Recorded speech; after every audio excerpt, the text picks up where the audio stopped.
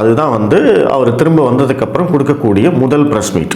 அதுல வழக்கம் போல வந்து அவர்கிட்ட என்ன கேள்வி கேட்கப்படுது அப்படின்னா, இந்த அதிமுக பாஜக கூட்டணியை பத்தி வந்து அவர்கிட்ட கேள்வி கேட்கிறாங்க.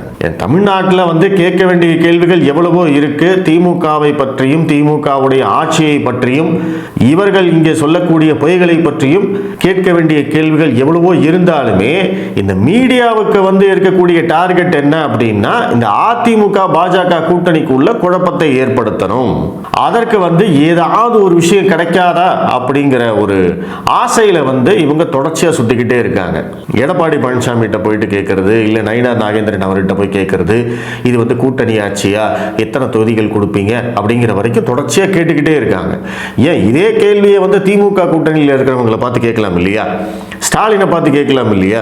விஜய் வந்து அதிகாரத்தில் பங்கு தருவோம்னு சொல்றாரு, நீங்களும் தருவீங்களான்னு ஸ்டாலினை பார்த்தோ இல்ல திமுகவில் இருக்கிறவங்களை பார்த்தோ கேள்வி கேட்டிருக்காங்களா? இல்ல திமுக கூட்டணி கட்சியில் இருக்கிறவங்களுக்கு வந்து நீங்க வந்து கூட்டணி ஆட்சியில பங்கு கேட்பீங்களா, ஆட்சியில பங்கு கேட்பீங்களா, அதிகாரத்தில் பங்கு கேட்பீங்களான்னு என்னைக்காவது கேள்வி கேட்டிருக்காங்களா?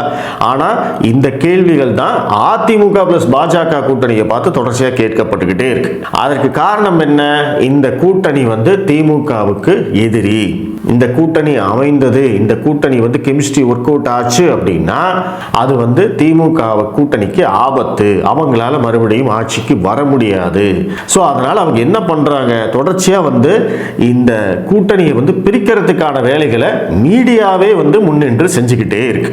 மீடியா கேட்கிற கேள்விகள் எல்லாமே வந்து பார்த்தீங்க அப்படின்னா குதர்க்கமாக தான் இருக்கும்.